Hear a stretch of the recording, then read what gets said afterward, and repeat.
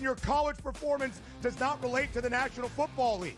It never does. They played side by side with each other, and he wasn't as good as Quinn Ewers. That's an issue. That's a major issue. It wasn't that it wasn't as good as Quinn Ewers. Ever got to Texas. It wasn't that it wasn't as good as Quinn Ewers. It was Quinn Ewers' program, which Steve Sarkisian made very clear the entirety of the time that Arch Manning was in Austin. So for you to argue that because Ewers is a 7th-round pick, Arch Manning is not that good and not deserving of being first overall is asinine. It is wrong. It is incorrect. He's going to be number 1 overall. My whole thing was I'm buying you're doing your thing now where you double down on a take that is incorrect. The best quarterback prospect to ever hit college football can't play. He's over not a 7th-round pick there were 2 who didn't even play good quarterback recruits in the history of the sport. Quinn Ewers couldn't even play at Ohio State. He couldn't even play at Ohio State. Quinn Ewers. Go look it up. The Early Line, only on SportsGrid. We're going to go through every single thing, and I've got a great team behind me that's going to help me get the job done. I want this to be the place that people come to. There is going to be an energy to game time decisions that you will feel night in and night out. We are going to hit every single one of those markets that you need to know about. We will have everything at our disposal, and we will use that to our advantage. There is not going to be a better place, I promise you, than Game Time Decisions. I'm Kevin Walsh. Tune in to Game Time Decisions weekdays on SportsGrid.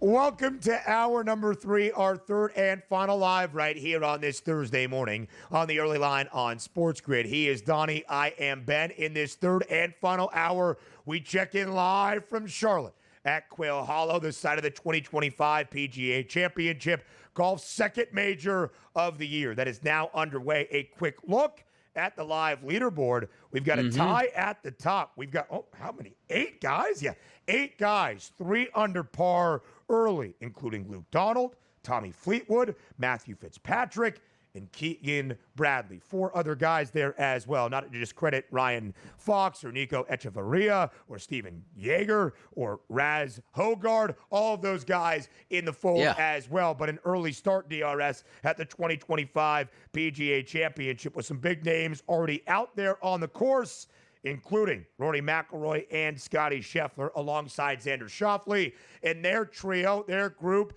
that teed off on 10 to start their opening round. They have played about 5 holes officially recorded as of this moment. All 3 guys in that group, DRS, even par to begin. Yeah, and by the way, the asterisk against the holes, ridiculous, man. Everybody starts on 1. Everybody finishes on 18. Let's knock the nonsense off. So you have to do quick math in your head exactly where they're at this point in time. But also, how about the brothers out there? Rasmus and also Nikolai Højgaard. All under par at this point? Now, they have to be related. They can't just be 2 countries like Højgaard, right? They got to be related. I think they're twin brothers. I think they're twin brothers, Nikolai Højgaard and Rasmus Højgaard. Yeah, the Big Danes.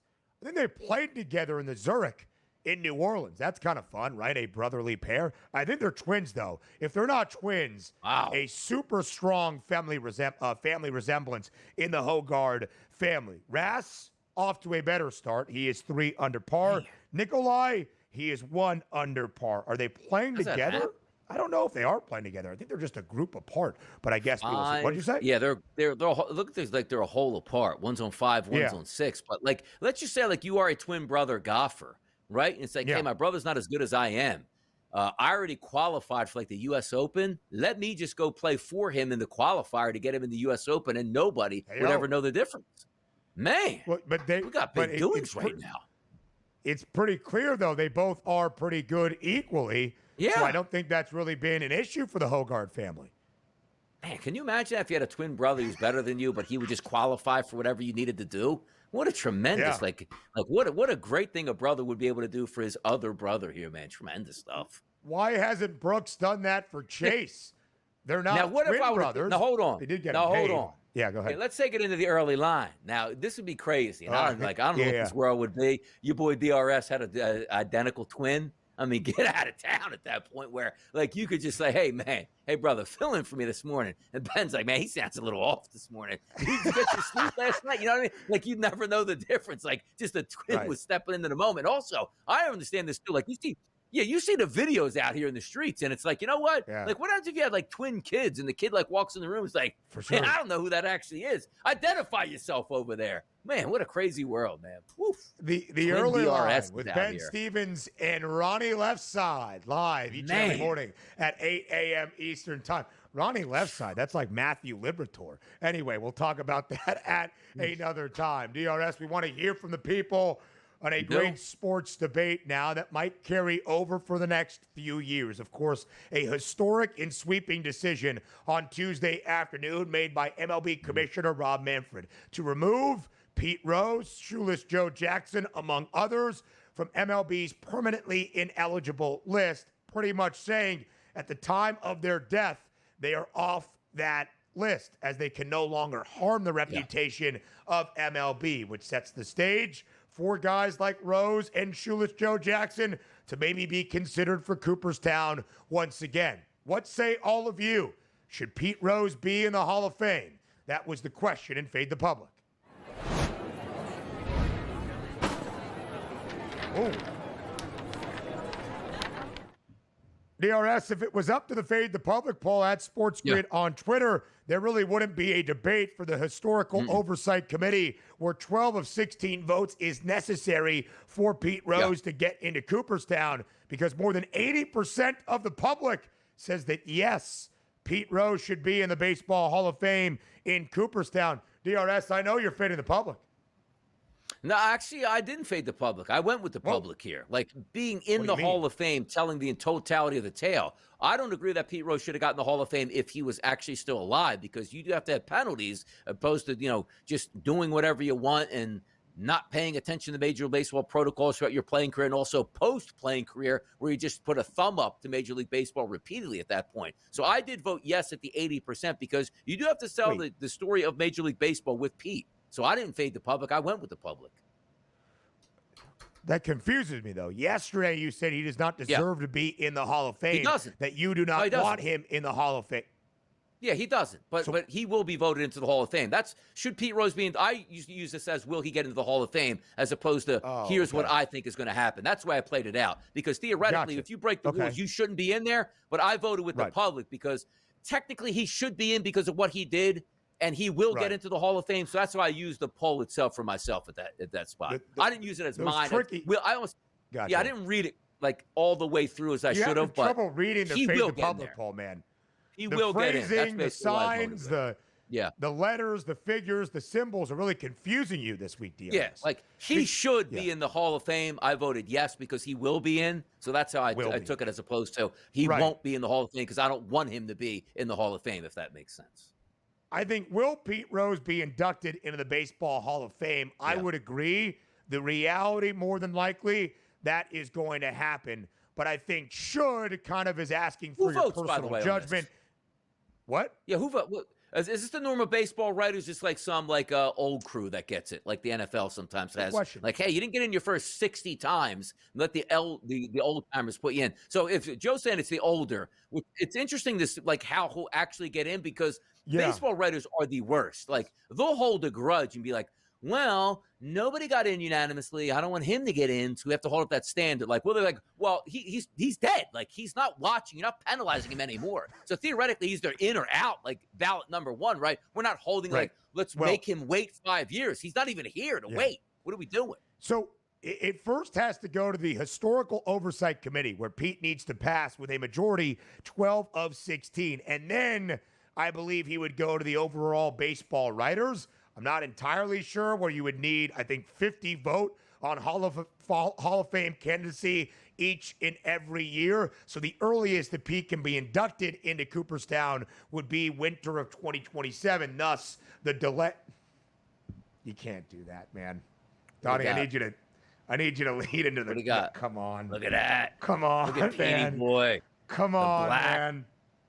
The Come black on, and man. white TVs. Yep, that's posthumous Pete right there. Come on. 4,256 career hits, 17-time All-Star, 3-time World Series champion, the NL MVP in 1973. And I saw an article where he was saying that his rookie year, Ben, made 7 Gs for the season. How about that? That's a bargain. Not on his bets, by the way. That was later in his career. Come on. When did you know? When did you know we were going black and white for the posthumously Pete Rose board? When did we know? Because that's ugly. That's ugly to not let your host know that and let him Now, be is that caught off late guard by career that. Pete?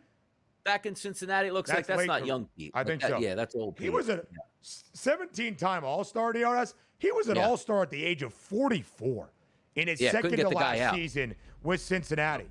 Crazy. Couldn't get And the of guy course, out. the MLB all-time hits leader. All right. We go to Keith Stewart in Charlotte next.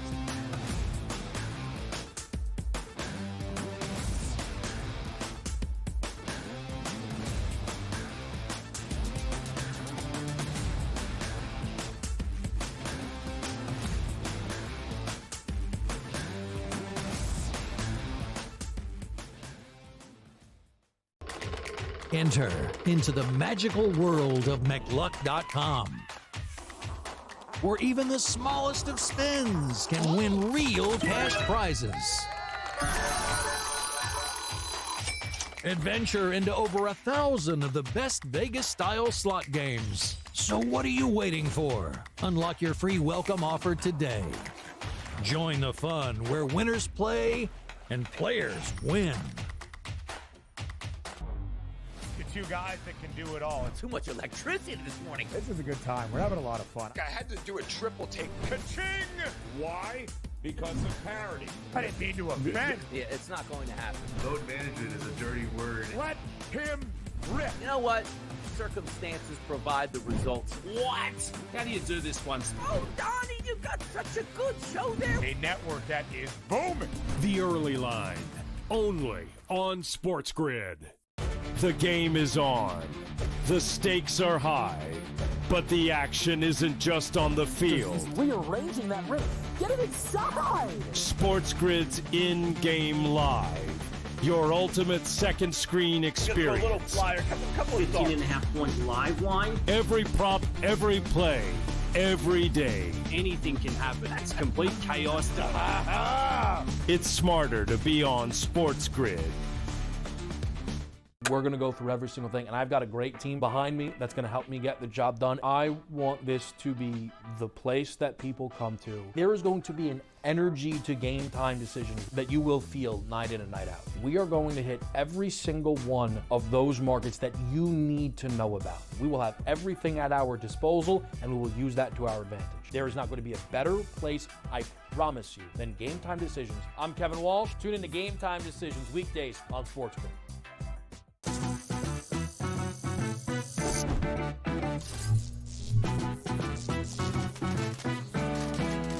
Did you know sportsbooks tend to draw up tighter bet lines for events that get even more bettors, like championship games or major matchups? My tip, try betting on less popular sports. You might have a better shot at beating those odds.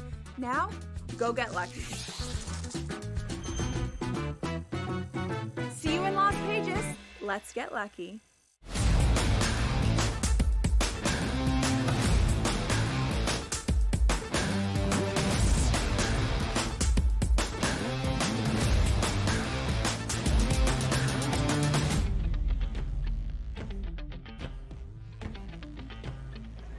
Golf's second major of the season now officially underway in Charlotte. It's the 2025 PGA Championship at Quail Hollow, which means we check in bright and early in the opening round on this Thursday morning with Keith Stewart, who is there on the sites of Quail Hollow Club for the beginning of the 2025 PGA. Keith, as always, we appreciate the time. Thanks for being here on TEL. Ben, Donnie, good morning here. Things are about to heat up down here in Charlotte. Literally, the water's coming out of the ground, the temperature, the humidity, and the pressure that these guys feel. This is a lot of fun. We've got 8 guys tied for first place right now at 3 under par. The guys are having at it. It's pretty good competition so far, guys. The opening round underway, and as Keith alluded to, 8 guys tied for the top of the leaderboard all at 3 under. Keith, one of the stories entering this week, the remarks about Quail Hollow as a course and a host site as well, but also just the amount of rain on Sunday, Monday, Tuesday, kind of dampening literally practice rounds and preparations. But as you said, it's starting to dry out. What have you seen of the course conditions early in the opening round on this Thursday? Ben, it's a great point. They've gotten 5 inches of rain in the last 5 days. And the PGA of America came out with a huge statement last night. It said, we are playing the ball down, which means no preferred lies, which means no lift, clean, and replace, right? And it's a major championship, and that's what they should do. And thankfully, through this morning wave so far, everyone's out on the golf course. We haven't seen any issues with mud balls or anything like that. Now, the story coming into this was going to be the green complexes and the putting. And it's already treacherous. You can see it on TV and in the coverage that the guys are being very respectful, but the greens are so pure that if you are a good putter, you can make some. I look forward to the afternoon wave, which has some big names, that these greens are going to get a little crusty every afternoon, and they're going to be a lot of fun to watch these guys go nuts. Either make some putts or miss some, have that ball roll out, those testy 3-footers to save par. It's going to be a lot of entertainment.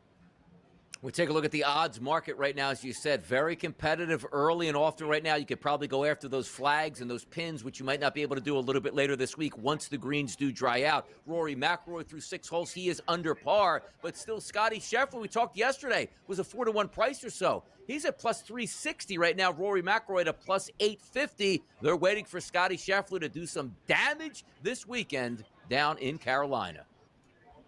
Well, there's no doubt about that, Donnie. The big three are out on the golf course right now. They started on the 10th hole. They're in the middle of their back 9. And, Scotty, he's hitting the ball everywhere. He's chipped in once for birdie, and then he also putted it in from off the green for eagle. So he's 2 under par, and he hasn't really played like the number 1 player in the world. These guys just hang around. They are that good. Rory McIlroy the same way, under par, and he's been a little bit loose with the driver. Xander Schauffele's actually looked the most steady, and right now he's trailing both of those guys in that power group.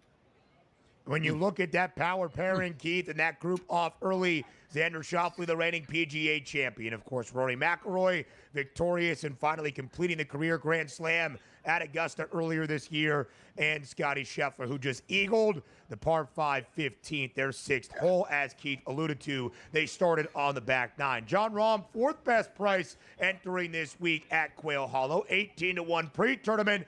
He's 2 under par so far in the early going at the PGA Championship. But Keith, the guy you gave us yesterday, early leans on the early line, Bryson DeChambeau, 3rd best price, only a couple of bucks behind both Scotty and Rory to begin, remains at that 7-1 pre-tournament number. You talked about the course conditions and the guys that will go off a little bit later on this Thursday in Charlotte. How favorable will DeChambeau find the course today at Quail Hollow? Bryson's going to love this setup today because he's a great putter, and the crustier the greens get, that's going to give him an advantage and allow him to separate. Appointment viewing, boys, at 1:47 p.m. this afternoon. You're going to have Bryson, Victor, and Gary Woodland. And that whole afternoon wave, it's loaded. It starts with JT and Colin right around 1:15, and group after group right in that little section. You're going to have some awesome golf to watch, and Bryson is going to be the star. You can see it already how Rory's distancing himself from even Scotty and Xander off the tee and the advantage that he has. And for Bryson, it's going to be the same exact thing. These guys hit mid-irons where the other guys are hitting long irons into greens. It's just such an advantage. And if you can roll the rock, which is going to be the true test for 4 days, Bryson's got to be licking his chops right now because the golf course is soft where he's going to land and the greens are pure. And those are the 2 things he needs in order to differentiate himself from this field. Now, real quick, one of the tee times this morning that I thought was really interesting was Captain Keegan Bradley was paired with Matt McNeely and Andrew Novak, two guys that would be rookie selections for the U.S. Ryder Cup team. And the PGA of America, they run the U.S. team. Putting that pairing together, that was no coincidence. Now all of a sudden, the first tee time of the day, the guy that led off the tournament was Luke Donald, the European captain. Keegan now, right? He's out there with those 2 guys. He's supposed to be watching them. Keegan's leading the tournament alongside Luke Donald. You have both active Ryder Cup captains out there leading the golf tournament right now. It's a really cool thing for the PGA of America. Only 5 times in history has an active Ryder Cup captain, shot around in the 60s at the PGA Championship, and both guys have a chance to do it today. Keith, answer me this question, too, because so many times look at like an event like the U.S. Open. You're just trying to hang on over the weekend. Don't make double bogey and don't make bogey. But if you are 4 to 5 shots back, let's just say, on Saturday late afternoon, is this golf course going to be set up where you can go out there and really put together a string of birdies or possibly eagles to get you back in and win this thing? Donnie, there's 2 parts to that. There's 2 answers to that question. On holes 1 through 15, absolutely. Go attack, make as many birdies as you can. You get to the green mile, 16, 17, and 18. We're going to see a lot of fluctuation in score. It's going to be super entertaining. You got to get the ball in the house. And so early on in your round, attack. Late, put both hands on the steering wheel and then hold on for dear life. It is going to be a great weekend in Charlotte. Keith, quickly, what do you think that finishing score is for our PGA champion? Just how low will they go at Quail Hollow? Ben, it's going to be right around the mid-teens. I'd take 15 right now, and you'd probably be in a playoff. 16 or so, you win. 13, 14, maybe, runner-up. It's a really good point as well. And for all of you betting round leaders, 3 balls, all that stuff, par 71 in Charlotte. Do not forget. Keith Stewart, we appreciate the time as always. We'll keep checking in from Charlotte all week long on SportsGrid. More on the early line up next.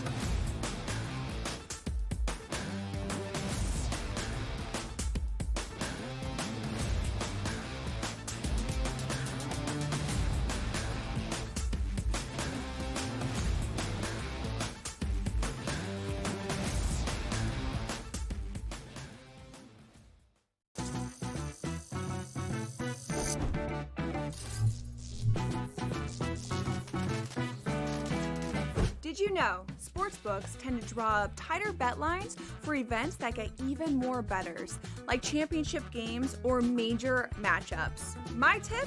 Try betting on less popular sports. You might have a better shot at beating those odds. Now, go get lucky.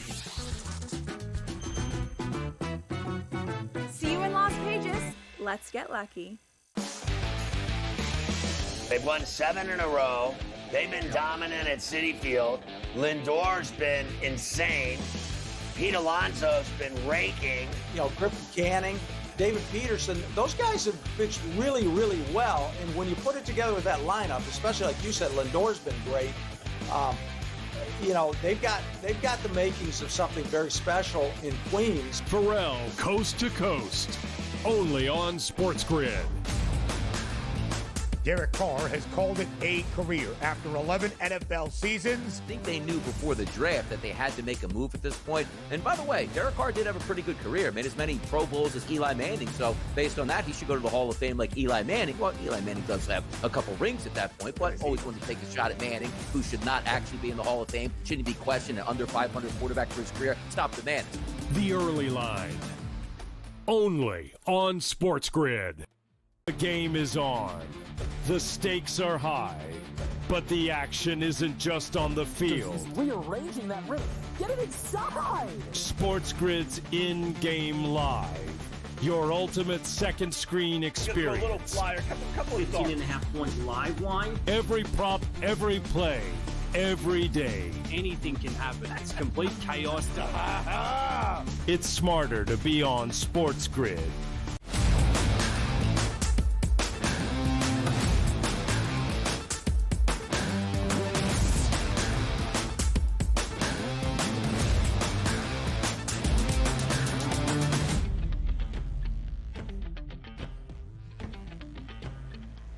A short Thursday slate around Major League Baseball here on the early line to break down for you. Only 6 games on the docket as of this moment. DRS, the hottest team in Major League Baseball. That's the Minnesota Twins, winners of 10 consecutive games. The Twins becoming the first team this year in 2025 in the Bigs to win 10 games in a row. Now, can they make it 11 straight? Today, as they wrap up their series in Baltimore inside Camden Yards against an Orioles team that, man, 15-26 now after getting swept in the doubleheader yesterday by Minnesota. Minus 132, the money line price for the O's to avoid the series sweep and to snap that Minnesota 10-game win streak. 9 is the total. What do we see this afternoon? 12:36 p.m. Eastern Time, scheduled first pitch in Baltimore.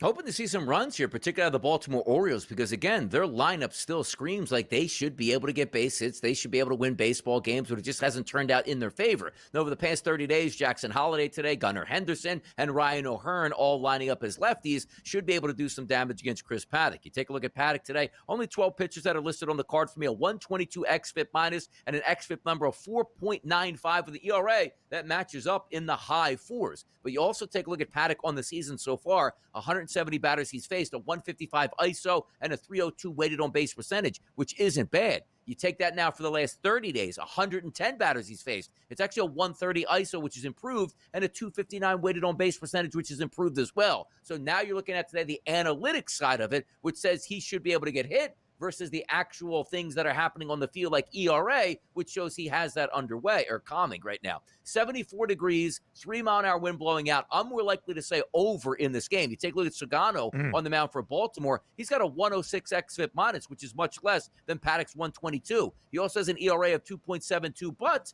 he does have that xFIP number hovering around a 4.31. So he's getting a little bit lucky at that point. The Minnesota batters today, first 4 in the lineup, look pretty darn good. Buxton, Larnach, Jeffers, and Lee, all high ISO and weighted on base percentages. But again, you're looking at Sugano, what he's given up on the season so far. ISO power numbers slightly higher to lefties, but outside of that, he's really kept it down. The reason that gets him in trouble, Ben, which gets a lot of Major League Baseball pitchers in trouble, it's not the walks, which he doesn't have, but the strikeout margin. 14% of the batters he faces strike out, which means a lot of balls in play, which usually can do damage to yourself. 12:35 start. Sometimes you're superstitious on these early games, but this game probably should go over. And by the way, Baltimore, slightly into them as well. Minus 132 on that money line price. The O's need to stack up some wins. DRS, let me ask you a question about Baltimore here as well. They enter 2025 riding the optimism of this young core, only behind the New York Yankees with the second best price to win the American League pennant. Now 15 and 26, a 28-1 number. It is the 5th longest price in the American League. Is it too little, too late, already this early in the season, in the middle of May? Or is there enough time for the Orioles to turn this thing around? There's enough time to turn it around, but it's not really like the batters will turn it around fine. They're talented 1 through 9. They really are. And a couple guys are coming back off the IL that they should get back, which would help. It's just that frontline starting pitching. Like, you no longer look at them and say, hey, they have 2 or 3 hammers up top. Like, you get Corbin Burns, like, okay, well, now he's gone at this point. It's like, oh, where do we go from here? That's where the struggles are. The hitting will be fine. The pitching is what we really worry about, though. When we look at the rest of the games on the slate, the in-state rivalry starts today, a 4-game set in Arlington between the Rangers and the Astros. Really good pitching matchup in this one, at least on paper. Houston sends out its second ace, if you will, in Hunter Brown. Jacob deGrom, who has won 3 consecutive outings, gets the start for the Rangers. Texas has won 5 straight games, DRS, as they start this 4-game slate against the Stros. They're a slight favorite at home, minus 122. What do you like?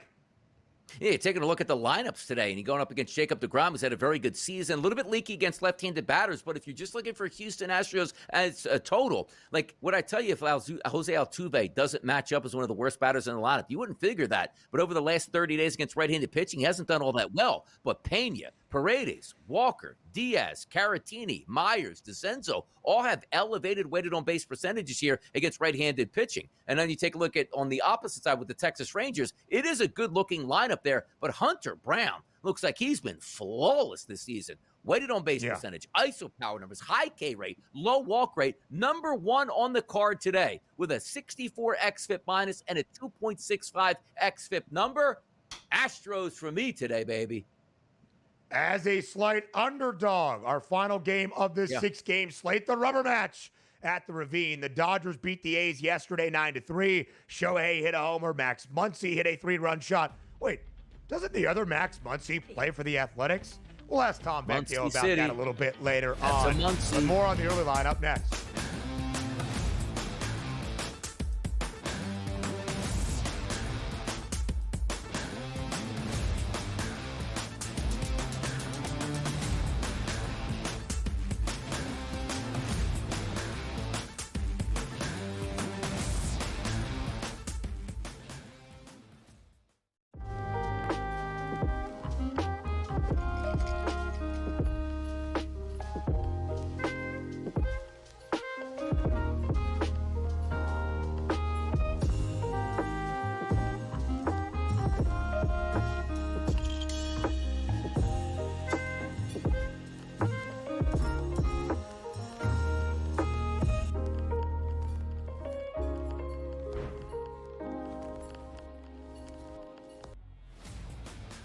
your college performance does not relate to the National Football League.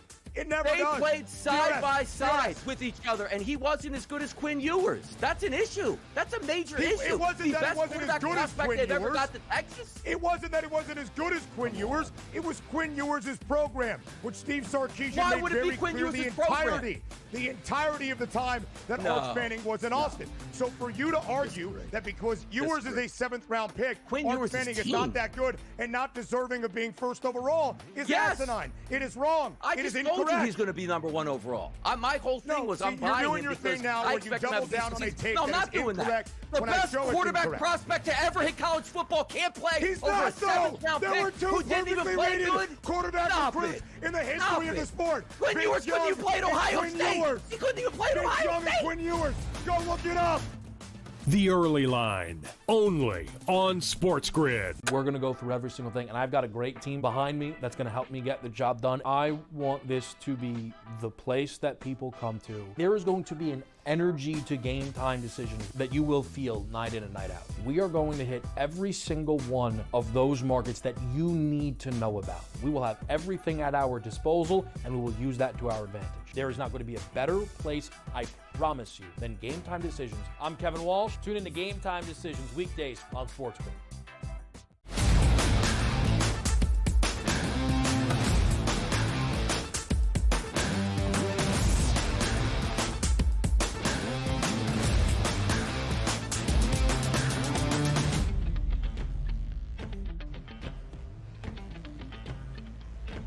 One lone playoff game in the association on this Thursday night. It's a closeout opportunity for OKC on the road in Denver.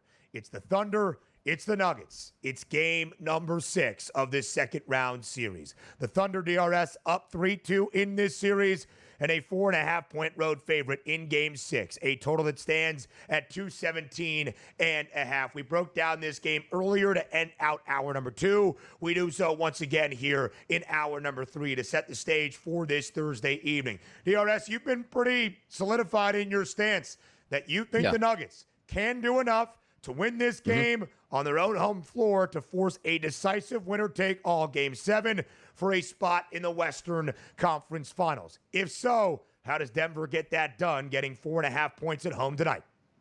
It's got to be the big boys, man. It's got to be Nikola Jokic with a monster game. It's got to be Jamal Murray stepping up. You got to get the Christian Browns of the world chipping in with, double-digit points here, low teens. You got to get Russell Westbrook on that energy coming off the bench to give you one of those 12, 6-6 type performances through about 25 to 30 minutes here. You need all hands on deck. And also, you need OKC to be a little bit off. Why? Because they're the better team. Like, if both of these teams bring their A game, it's going to be OKC. B game, C game, it's going to be OKC. You need to play your A game while Oklahoma City is playing your B, maybe C plus type of situational game with Shai Gilgeous-Alexander. You tell me before the game starts, Shai Gilgeous-Alexander's at 24 points. Yeah, Denver's going back for a game number 7 at OKC. That's the way I see it playing out. Now, we look at the point spread in this, right? We say to ourselves, okay, you're probably asking for Denver to win. But 4.5 is a big enough margin where late game heroics, 3-point shot goes down, 1, 2, or 3, shot at the buzzer, you don't make it, you lose by 2. I get that. But I am going to be hard-pressed to say, I don't know if OKC can walk into Denver tonight. Should I say I'll be surprised, and they win by double digits? Like, if OKC wins, fine, 2, 4, 6, 8 points, that makes some sense. But for Denver to be at home tonight and get pasted by double digits, I just don't see that. So that's why I think the Denver Nuggets have a legitimate chance. And would I be surprised in the fourth quarter if the Nuggets have the lead? No. That's what the anticipation is. They had the lead in game number 5 of a pivotal game, which the winner of game number 5 is like 80% of the playoffs. They end up winning the rest of that series. So upper hand OKC, but I think you're going to get a great punch tonight, and I gladly take the points tonight with the Denver Nuggets. It's a good point, DRS. Again, 4.5 is not the largest spread. You would think the winner of the game outright more than likely to cover the number tonight. However, outside of the 43-point rout in OKC in game number 2, the Thunder handling the Nuggets to even this series at a game apiece, every other game, the 4 others, have been decided by single digits. Even in OKC in game 5, the Thunder were a double-digit favorite. They won by 7, which has benefited Denver as the dog. The Nuggets 4-1 against the spread, an underdog of at least 5.5, 6 points in all 5 games so far. So this 4.5-point number in an elimination game tonight shortest spread we have seen in this series. Also the lowest total we have seen in this set at 217 and a hook. Again, game number 3, not all that long ago in Denver. Pre-game over-under, 232. Even in OT, that game stayed well under. Our last 3 games, games 3 through 5, have all hit the under. I wonder what that total looks like tonight in an elimination game where Oklahoma City is trying to prove its playoff might. And the Nuggets understand this scenario as an NBA champion just 2 seasons ago. Again, DRS, we mentioned it. The Thunder have been in Oklahoma City now as a franchise for 17 years. In the KD, Russ, and even James Harden era, they had reached the Western Conference Finals 4 times in a 6-year span, but not since KD's final year in Oklahoma City in 2015-16. For this young core, under Mark Daigneault, coaching Shai Gilgeous-Alexander, Chet Holmgren, Jalen Williams, they have never been to the conference finals.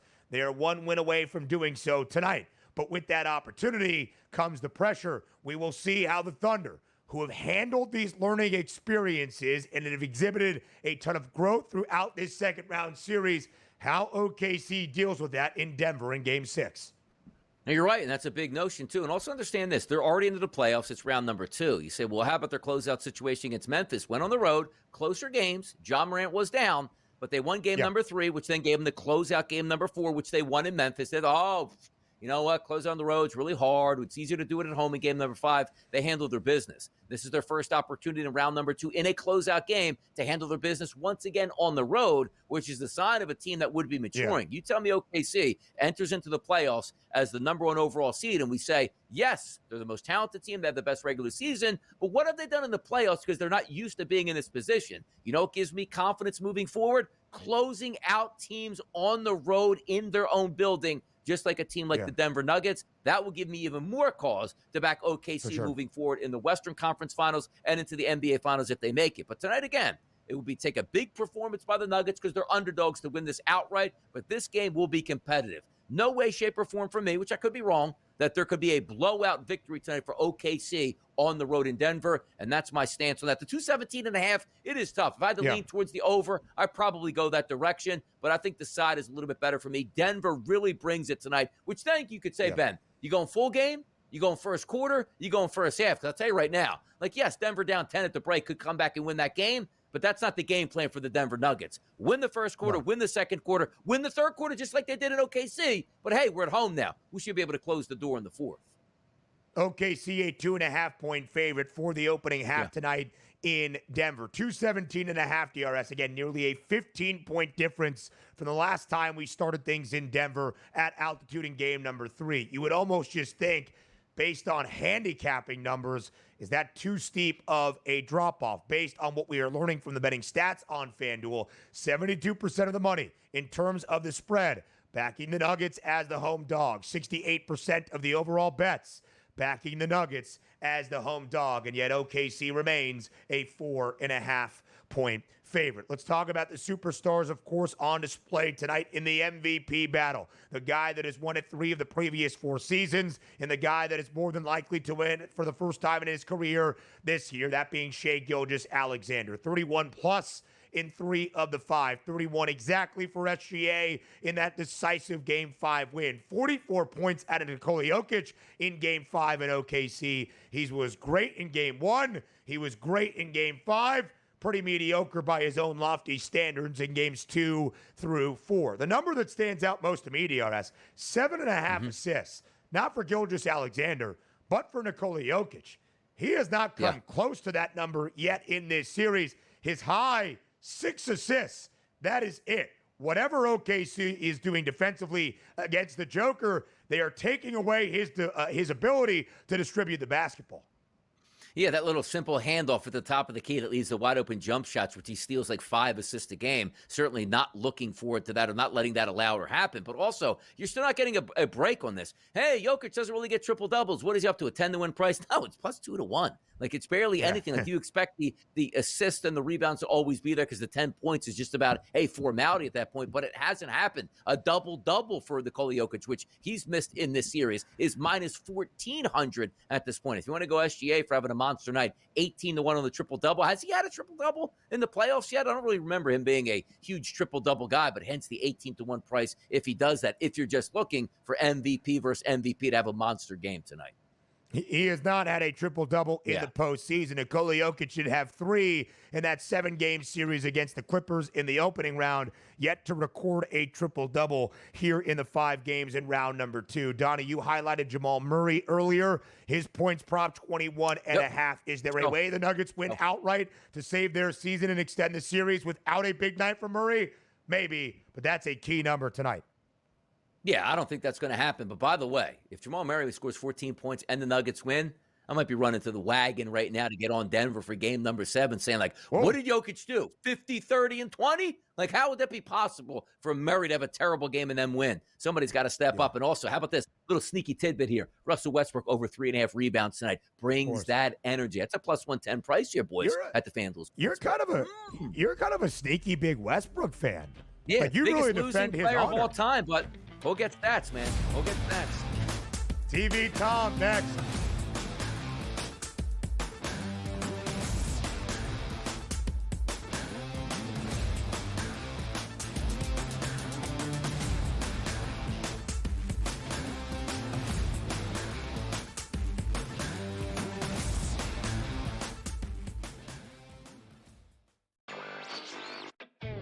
Still underdogs at home, on the road, and all of these games. It's time for people to start understanding it's a legitimate team that has a chance not only to win the series against Cleveland, but also maybe even go all the way to the NBA Finals. I think a lot of the focus has been on why the Cavs have not played particularly well. A lot of that is due to injury, of course, but I think that's taking too much credit away from what the Pacers have done. Newswire. Only on SportsGrid. Malaysia Fawali, who you guys know I am a huge fan, has decided to switch allegiances and stay in league. And now she's going to go play for Kim Mulkey. Her, Flau'jae Johnson in the backcourt. It's going to be interesting to watch. You wonder sometimes with roster construction, maybe too much is not too good. Betting above the rim. Only on SportsGrid. Jason Tatum underwent surgery to repair a torn right Achilles tendon. That is obviously a season-ending injury, and you know that's long rehab. You're talking that's a year. That's a year. I don't wish that on anybody. I don't. I hate that Achilles, knees and ankles. I don't like talking about them. I've said it a million times. But screw the Celtics. Pharrell, coast to coast. Only on SportsGrid. The two guys that can do it all. Too much electricity this morning. This is a good time. We're having a lot of fun. I had to do a triple take. Ka-ching! Why? Because of parity. I didn't mean to offend. Yeah, it's not going to happen. Load management is a dirty word. Let him rip. You know what? Circumstances provide the results. What? How do you do this once? Oh, Donnie, you got such a good show there. A network that is booming. The Early Line. Only on SportsGrid.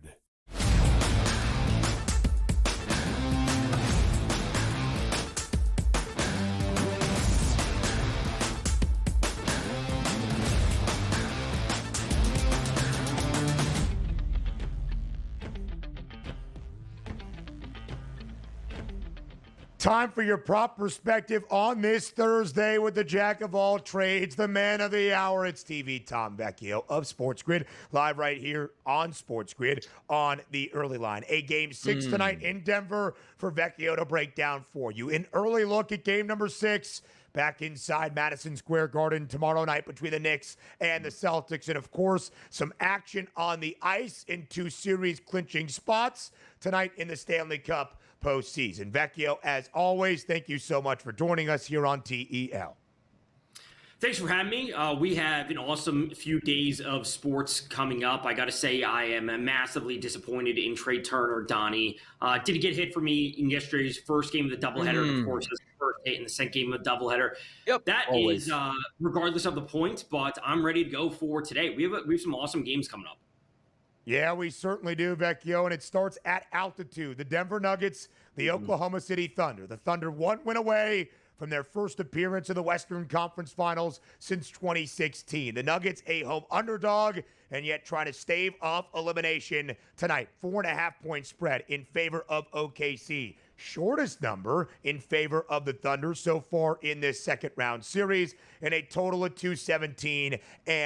Vecchio, we often ask you to read the numbers and tell us what the odds are telling you about how this game is played tonight. So please do just that. What is the spread, the total, telling you about this elimination game at altitude in game number 6?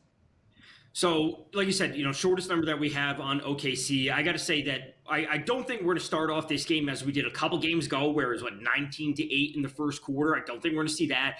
I don't think we're going to see in the most recent game. It's going to fall somewhere in between. I think this game actually presents a lot of opportunities for live betting, where ultimately I think the Thunder are the better team. I think a lot of people would agree with that, and I'm hoping that the Nuggets actually get out to a hot start because grabbing the Thunder at -1 or +1, somewhere close to even money, even on the money line, I think that's a really, really interesting opportunity tonight. So I don't like the 4.5. I want a -1, -1.5 in game.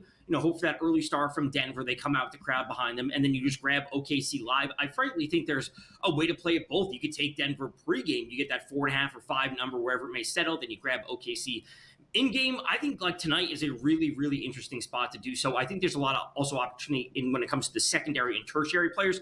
I don't want to be looking at SGA. I don't want to be looking at Jokic. Let's look to some of those other players where I think there's some real value tonight. Yeah, let's take a look to it. SGA 29.5, as well as taking a look here also at Nikola Jokic 28.5. There are no discounts here. We're expecting them to have big game performances tonight, and rightfully so. One's a 3-time former MVP. One's looking to become an MVP for the first time at SGA. And you're right, OKC is the better team. So if we are looking at other props outside of the two top guns on each team, Tom, where are we going tonight in this game? Yeah, let's go to Chet Holmgren under 14.5 points. And I'm going to say he's having a good series. It's obviously not the easiest matchup for him, but shooting 40 or 43% from the field is good. He's not knocking them down from downtown. It really comes down to a couple things. A, he's been in a little bit of foul trouble in some of these games, not every single game.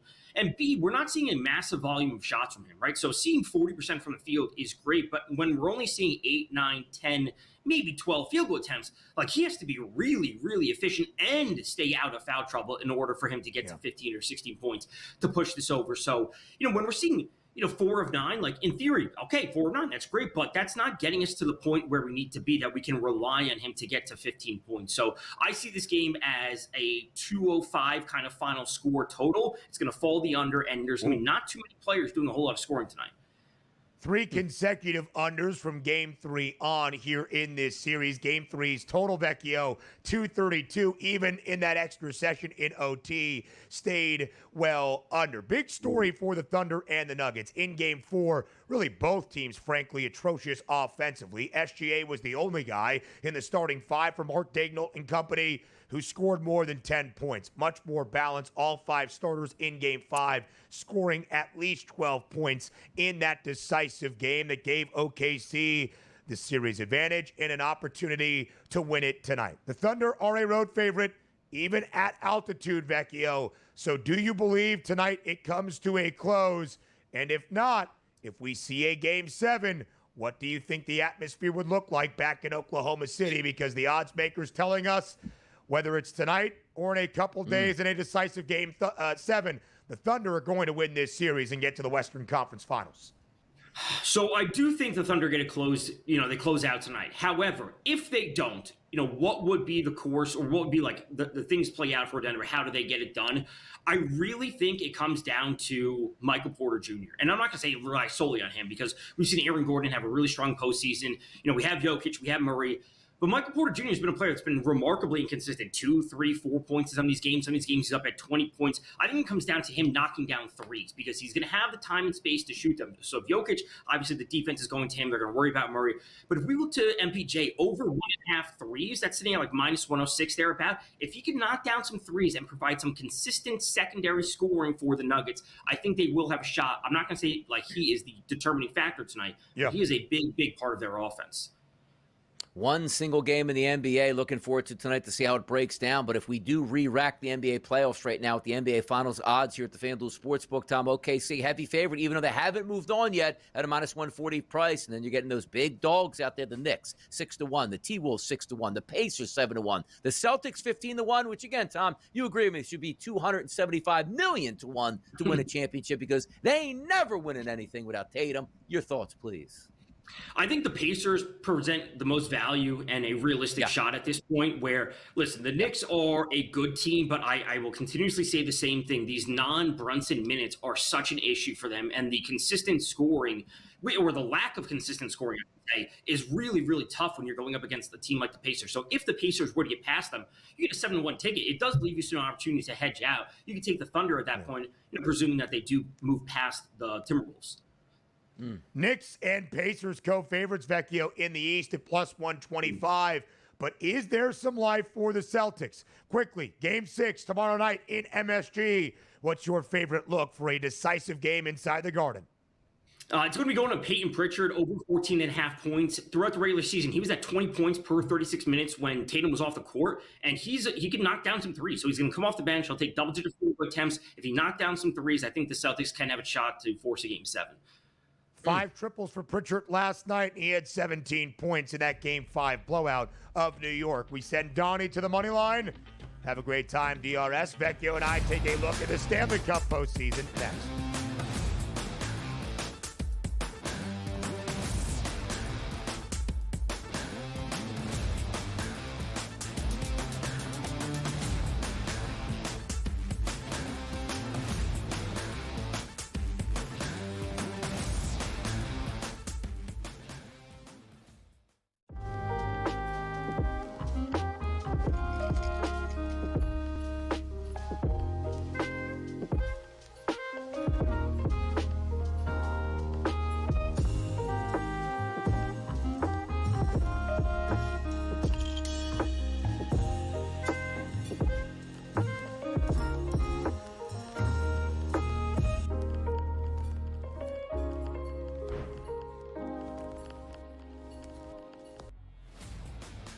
Your college performance does not relate to the National Football League.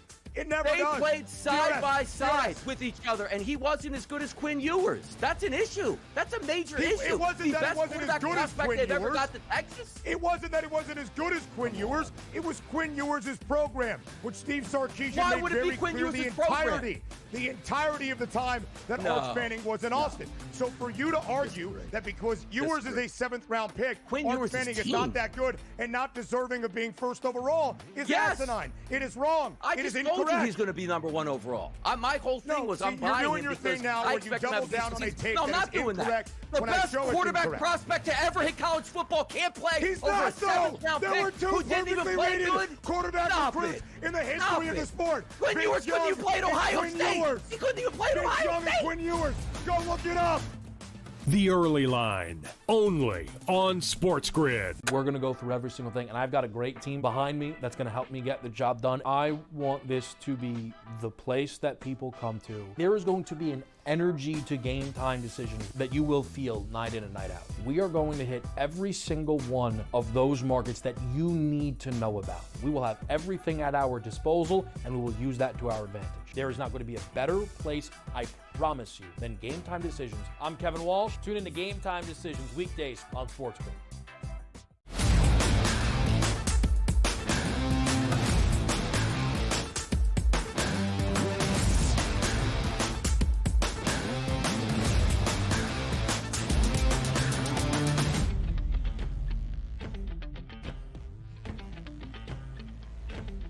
Stanley Cup postseason rolls on with a doubleheader of action tonight on the ice, where each road team is up 3-1 in their series with a chance to clinch on road ice to head to the conference finals. Each road team in their second round set taking on the best team, regular season record rise in that respective conference. We'll get to those two spots in just a moment, but react to what we saw last night as well. Our first spot in the conference finals round, Vecchio, has been earned out west by the Edmonton Oilers. Scoreless in regulation last night in Las Vegas. Kasperi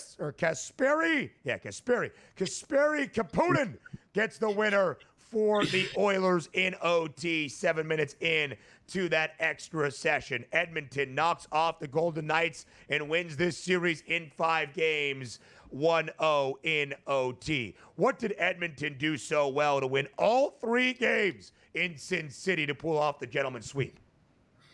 They certainly look better on defense, especially last night. And we saw some clear deficiencies from them in the first round against the Kings, giving up 3-4 goals in some of the first periods. Same thing happened in the first few games of the night series. But, they're a team that, again, they've proven it. They did it last year. They went to the Cup Finals. I still think they have their defensive deficiencies overall, but they have the pieces to get it done. It may not be pretty at times, which is kind of what we saw in that first series versus the Kings and what we saw in the first few games against the Golden Knights. But when you have the experience and you have good depth, I'm not going to say it's great depth, but when you have that depth overall, like those players will step up when a McDavid or Draisaitl happens to be a little bit quiet, just because obviously the opposing defense is doing what they should be doing and kind of marking them. So when you have good depth, I think they will shine eventually. I'm not going to say that they're better than Dallas, and we can get to that game now, but it is good to see them advance again. Well, one more spot, Vecchio. That would be, of course, a similar theme, sadly, for those in the 6. A playoff collapse out of the Maple Leafs. Now, they had won both of their first 2 games in Toronto. The reigning Stanley Cup champs and the Panthers did return serve in Sunrise, winning both games on home ice. And Florida was a road ice favorite for Game 5 last night in Toronto. I don't think we were expecting a 6-1 shellacking that the Panthers handed the Leafs. Are we going to see that similar theme continue for Toronto? Another early-ish exit from the Stanley Cup playoffs. Same theme overall where they lose. It can't be 6-1 though, right? Like this is not a spot where the Leafs can lose the game and go down by 4 or 5 and all of a sudden they get one back, but it's ultimately, meaningless at a certain point. I think Florida wins this game. Let's call it 3-1. They get it 2-1, maybe they get the empty net call, but it's just the same story with the Leafs. Like the Leafs are the Cowboys. Like it doesn't matter what happens in the regular season. It doesn't matter who they add, who leaves. They're just going to lose at a certain point. So you can't keep running it back with the same thing. Like, insanity is doing the same thing over and expecting the results, whatever it might be. Like blow up the team. Marner's a free agent. He's going to leave. Something needs to change. It doesn't matter who's the coach. It doesn't matter who's there. The team is just done. The Leafs have not made the Eastern Conference Finals or the Conference Finals round in over 2 decades. 2 spots in the Conference Finals at stake tonight, Vecchio. The Carolina Hurricanes have been dominant against the Washington Capitals in this series. They're up 3-1. They're a road ice favorite at -170 tonight against the Caps. The Dallas Stars up 3-1. They head to Winnipeg to take on the Jets. The only redeeming thing for Winnipeg, they are a home ice favorite here in Game 5 to extend this series and send it back to Big D. I ask you this question first and foremost. Are both of these second-round sets done tonight? I think so. I definitely the Canes. The Canes have been so much better compared to the Capitals this season, or this series overall, and they've really clamped them down on defense. They know what they're doing, top to bottom. Again, they've done it before. They've been in conference finals. They haven't pushed past them, but they've been there before. I like Dylan Strome on the Capital side of things for 2+ shots. He has to get it done. They have to get some offense outside of Ovechkin, outside of Tom Wilson, whoever it might be. When it comes to the Dallas and Winnipeg series, this is the spot where, again, I've said it time and time again for the Winnipeg Jets, they cannot give up the first goal. They literally cannot give up the first goal against Dallas because we've seen the inefficiency from Hellebuck overall, whether it's at home or on the road. Like, yeah, they got a shutout the most recent game at home, but he still hasn't looked amazing overall. They cannot give up the first goal, and this game has to fall to the under. If that's the only path for the Jets to win, they cannot turn this into a shootout. I think Dallas wins 4-2 final, and I think the Canes win 2-1 final, if not 2-0. 5.5 the total tonight in Winnipeg. If the Jets are ousted, that would be the 12th consecutive President's Trophy winner, best regular season record in the NHL, to not even reach the Stanley Cup final. And only 2 of the 12, if Winnipeg is ousted tonight, have even made it to the conference finals as well. Tom Vecchio, appreciate you as always. Thanks for closing out this Thursday on TEL. The early line returns tomorrow on a Friday, 8 a.m. Eastern here on SportsGrid.